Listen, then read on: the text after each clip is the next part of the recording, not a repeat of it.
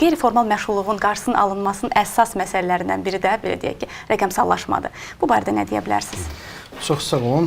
Mən sizə öncədən qeyd edim ki, rəqəmsallaşma bizim gələcək fəaliyyətimizin ən önəmli hissəsidir. Yəni biz artıq yəqin auditoriyamızda məlumatlıdır ki, yəni Əmək və Əhalinin Sosial Müdafiə Nazirliyi rəqəmsallaşmada kifayət qədər ciddi tədbirlər görüb, o cümlədən məşğul şəxslərin reyestrinin yaradılmasında, əmək müqavilələrinin elektron qaydada qeyd olunmasına.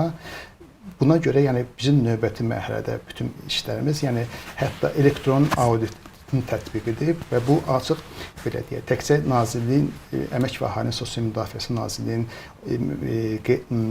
istifadəsi məlumata deyil, eyni zamanda digər orqanlarında mən sizə öncədən qeyd etdim ki, Cənab Prezidentin müvafiq fərmanına əsasən 18 qurumun elektron informasiya məlumatları bizim elektron sistemə inteqrasiya olunmalıdır. Qeyd edim ki, artıq bunlardan 13-ü artıq inteqrasiya olunub, 5 üzərində işlər tamamlanmaq üzrədir. Biz artıq növbəti ildən düşünürük artıq elektron auditu belə deyək, işə salmaq, bütün funksional tələblər və s. artıq hazırdır və bunun məqsədimiz yenə deyirəm, yəni əsas məqsəd hansı işə götürünür və yaxud kimsə cəzalandırmaq deyil, əslində, yəni onları təşviq etməkdir. Məsələn, bu gün də biz cərimələrdən danışırıqsa, biz kifayət qədər onu sərtləşdirmişik.